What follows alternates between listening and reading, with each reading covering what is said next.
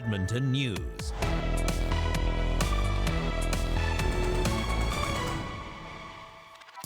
Thanks for staying up with us tonight. I'm Lindsay Warner. The gunshots fired in the U.S. on Saturday are still reverberating in this country tonight.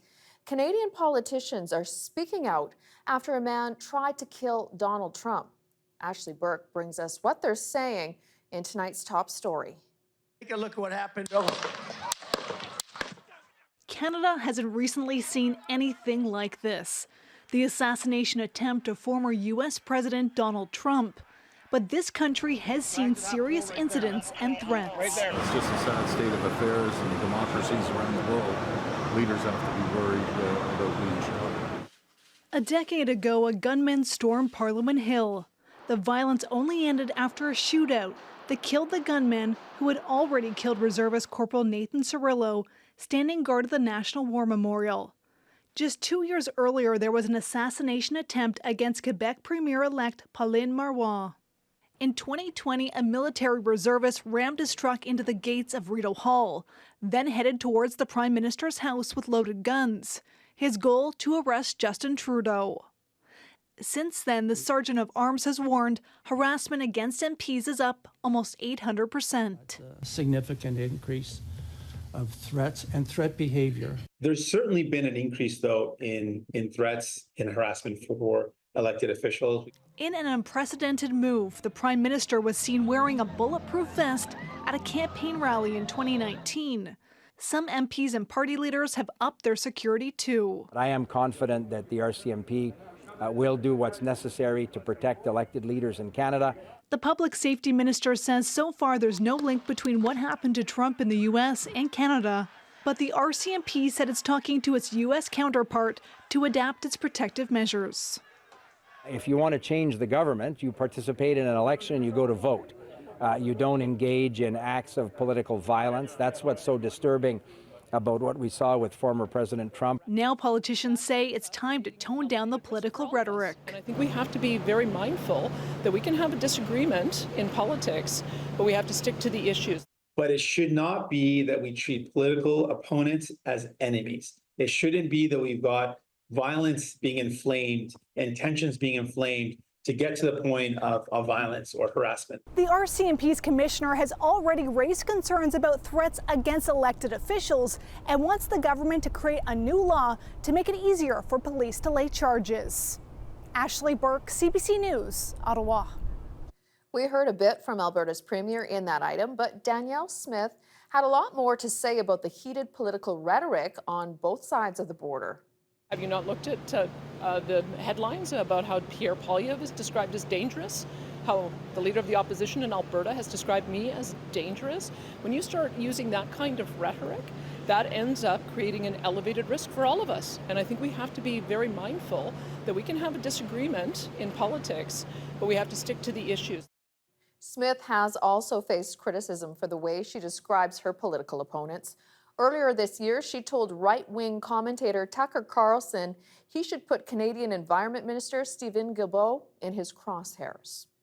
Well, a Calgary political scientist points out the loaded language is coming from all sides of the political spectrum in Alberta, and that the public can stop it by not supporting those who spout it. And for Danielle Smith to characterize this as somehow something that's happening to conservatives more than others. Again, stats, studies clearly show that this is happening, or even a casual observation shows that this is happening on all sides. We as consumers can make a difference. We as voters, we as donors can make a difference by refusing to engage in this activity. Getting back to Donald Trump, you could be forgiven for thinking he's the Republican Party's official pick for president. After all, he's been campaigning for months, but Trump only earned the nomination today, and he quickly named who will now be running beside him. Chris Reyes reports. An eventful first day here at the Republican National Convention in Milwaukee, Wisconsin. The striking of the gavel officially opening the week-long gathering. House Speaker Mike Johnson getting things started with a rundown of convention rules. Without objection, the reading of the roll call of states for presenting the names for candidates for nomination is dispensed with, and non-delegates shall be permitted to make nominating and seconding speeches. Following that, state by state, the roll call, with delegates officially pledging their votes to nominate Donald Trump for president. Close to 2,500 delegates are on the floor from around the country. Trump very quickly got past the finish line to secure the nomination, to great cheers. Let's make it official. Accordingly, the chair announces that President Donald J. Trump, having received a majority of the votes entitled to be cast at the convention, has been selected as the Republican Party nominee for President of the United States. After that nomination, another major development. Donald Trump posting on social media his VP pick, Ohio Senator J.D. Vance. Trump wrote, J.D. honorably served our country in the Marine Corps, graduated from Ohio State University in 2 years, summa cum laude, and is a Yale Law School graduate. He went on to say J.D. has had a very successful business career in technology and finance. Soon after, Vance arrived at the convention and greeted Republican delegates. From President Biden, a quick reaction. He's a clone of Trump on the issues. A clone of Trump on the issues. So I don't see any difference. Vance rose to prominence after he published a best-selling memoir turned movie, Hillbilly Elegy, all about his upbringing in a working-class family in Ohio. The crowd at the convention in Milwaukee chanted the senator's name soon as the announcement came out.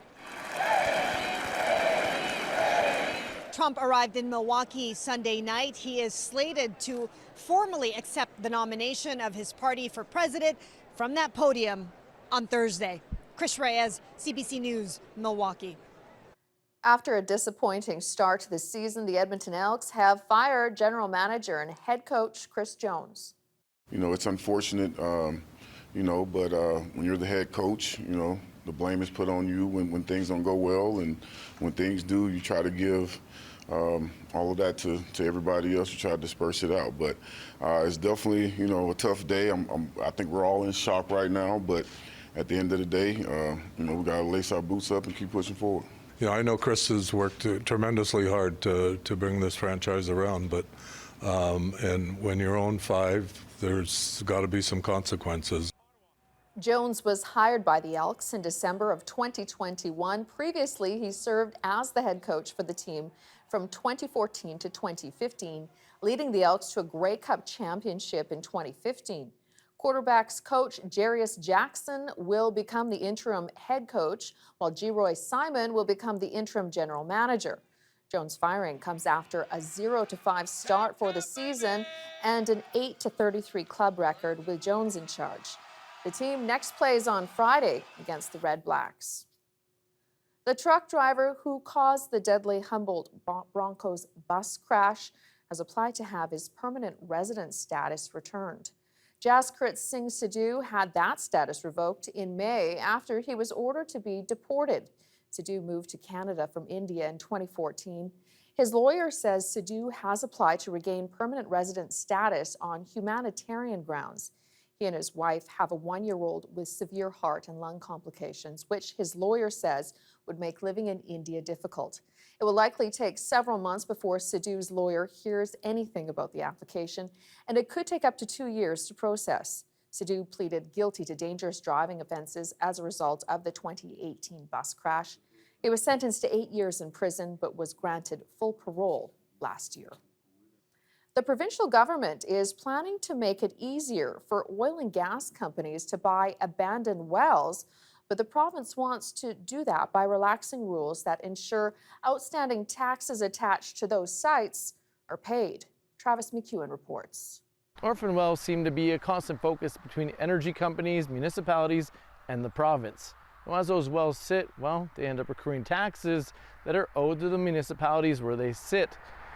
Now, to help with that, last year, the province brought in a new rule requiring energy companies who want to buy those wells to pay any of the owed taxes. In a letter acquired by the Canadian Press, the Alberta Energy Regulator's staff notified its CEO of unintended circumstances, that it may be scaring off buyers and leaving more unclaimed wells. So the province is changing tact around that tax rule. In a statement, the province's energy minister, Brian Jean, estimates a minority of orphan wells would be attractive to industry. But some municipalities aren't on board with the change. This minister order, as written, was the hope that we'd have taxes paid.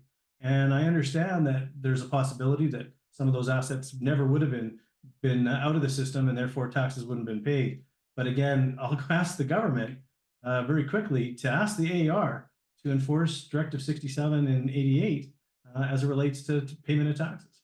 Because of how complex the situation of getting wells out of bankrupt corporations is, I'm not sure whether that will benefit the public or make the situation worse. So I'm uncertain until I see the exact details. In the fall, the province is undergoing consultation to figure out what to do to reclaim oil and gas sites. Travis McEwen, CBC News, Edmonton. The provincial government is also providing $2 million toward the replacement of a wartime-era bridge in northern Alberta. The municipal district of Lesser Slave River is planning to replace a 79-year-old bridge that crosses the Athabasca River in the hamlet of Smith. It was built by the U.S. Army during the Second World War as part of construction for the highway to Alaska.